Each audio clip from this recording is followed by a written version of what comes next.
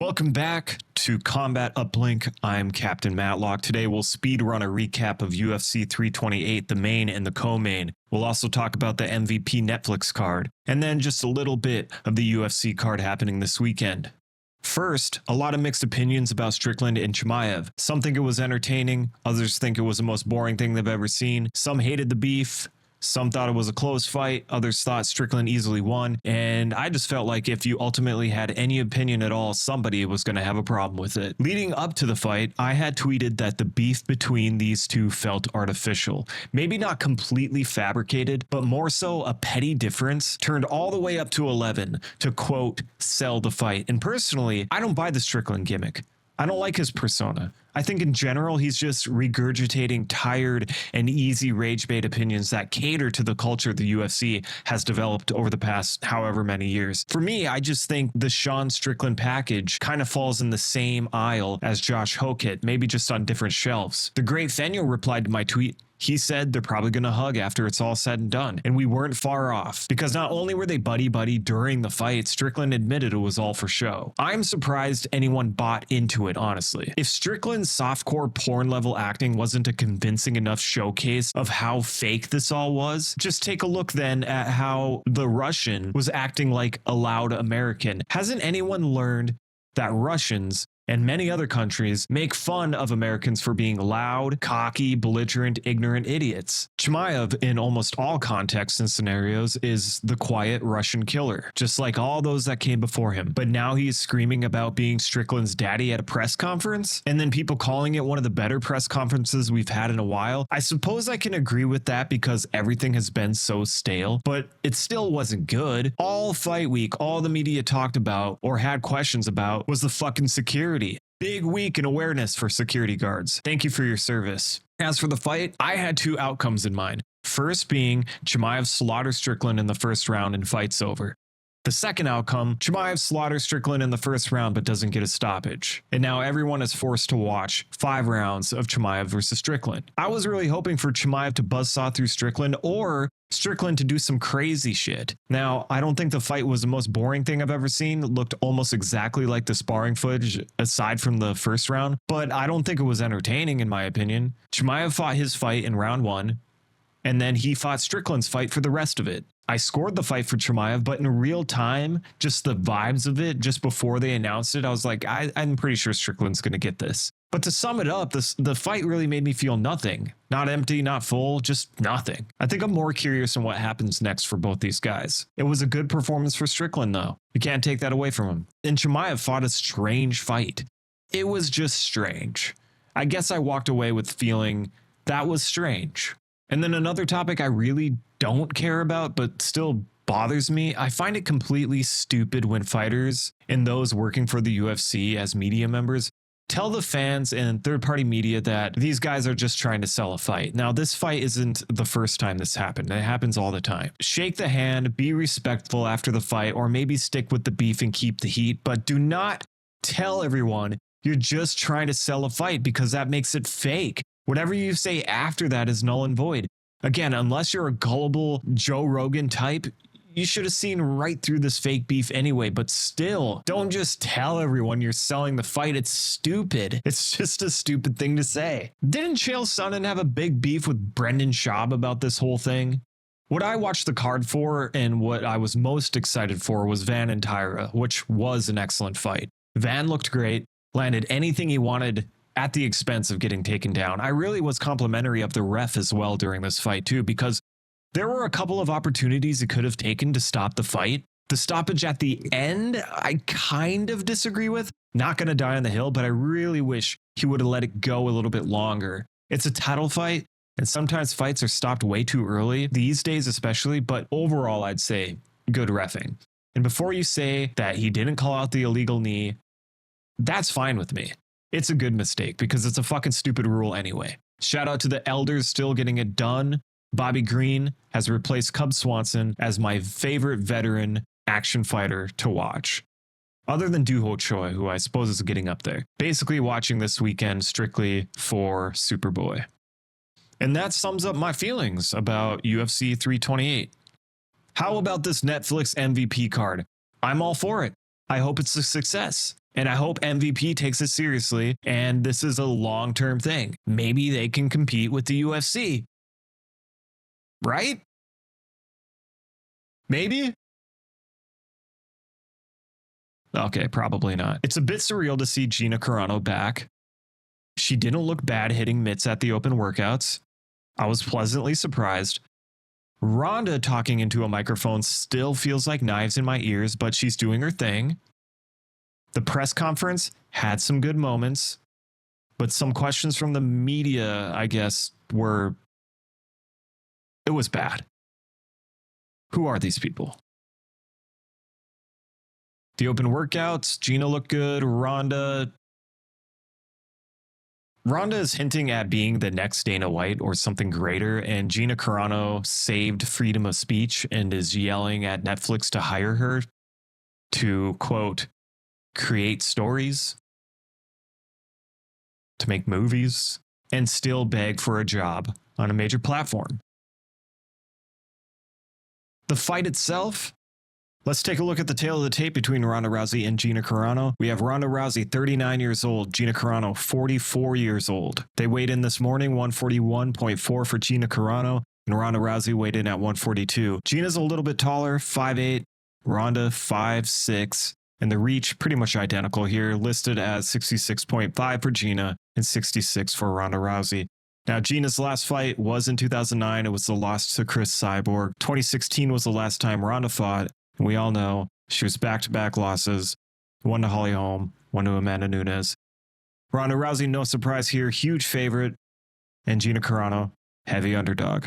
What can we say? Long layoffs and older in age. I kind of have a problem with Ronda having an issue with people talking about her age or their age.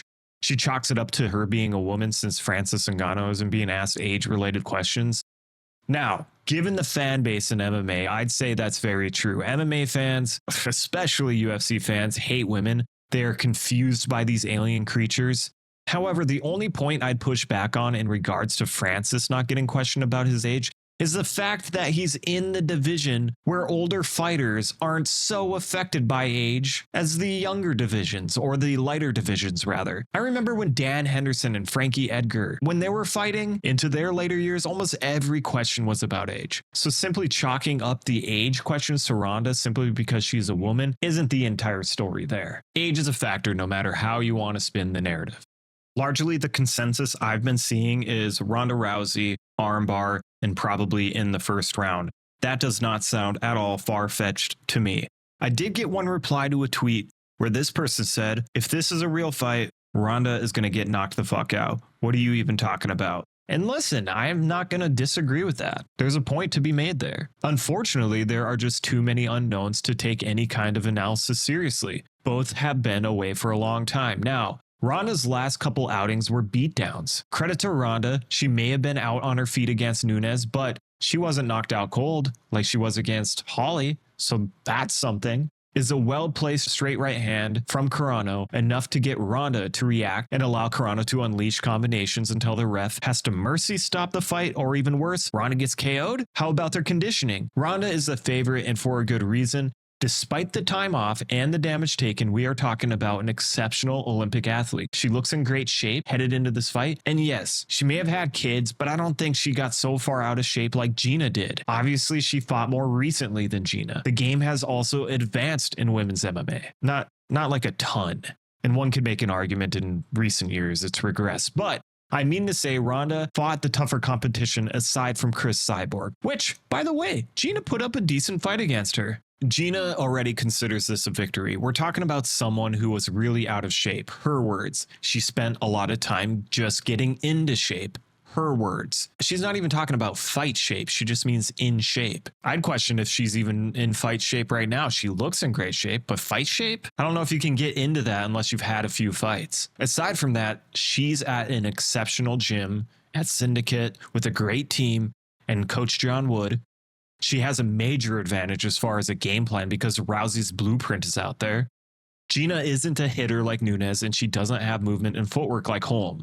But she does know that Ronda is going to pressure forward, and she's going to look to get that high collar grip likely with her left hand, the best she can, and at all costs. Holly Holm masterfully defended against this in multiple ways, not allowing Rousey to get that grip, dipping under to circle away, leading Ronda into powerful straight left hands. Remember, Holly, southpaw, Gina, orthodox. And when Ronda did get into that clinch, she controlled Ronda's arm. She kept her hips low, beat her to the positions, and got the fuck out of there, even if she had to eat some punches to do so. Some of these things get overlooked because I think people just remember Holly's footwork and boxing in that fight, which they should. That's what happened. But she defended incredibly well in some sticky situations. Amanda Nunes just used her long reach, her long stance, her size and power, and put Ronda away. Gina has to find that balance somewhere, and I kind of worry about her footwork because I'm not sure if it's going to get her out of those situations she finds herself in. I could see a scenario where Gina lands her punches and gets good shots in, but it's when she gets tied up, can she defend? And if so, how long can she do it for? Is she in the type of shape to defend against prolonged, tough, positional grappling battles? I have to side with Ronda Rousey for all the obvious reasons, and maybe I'll be way off the mark, but I think Gina will do better than people think. If she can keep her feet under her, focus on the straight right hand and bringing it back to guard, if she can frame and keep moving, she could walk Rousey into something heavy and then follow up with combinations. Her combinations, I think, have to be short and sweet. A lot of times in these early days of women's MMA, it's a lot of forward blitzes and punches and bunches, and that kind of forward momentum has only worked to Ronda Rousey's advantage because she just tosses them down. Taking a look at the tail of the tape between Nate Diaz and Mike Perry. Pretty even odds, slight underdog for Nate Diaz. Nate, 41 years old, and Mike Perry is 34. Both weighed in 168, 169, respectively. 6 feet tall for Nate Diaz, 5'10 listed for Mike Perry. And of course, no surprise here, Nate Diaz with the reach advantage at 76 inches, and then Mike Perry 71 inches. I don't know why it feels weird to say, and I almost can't believe I'm saying this, but I'm going to pick Mike Perry over Nate. It's a 5-round fight though, so that's crazy. But I don't know what to think of Nate Diaz in 2026. I'm really just rolling with the younger guy here. I'm not sure what people think of this fight either, but I kind of think it could go all 5 rounds.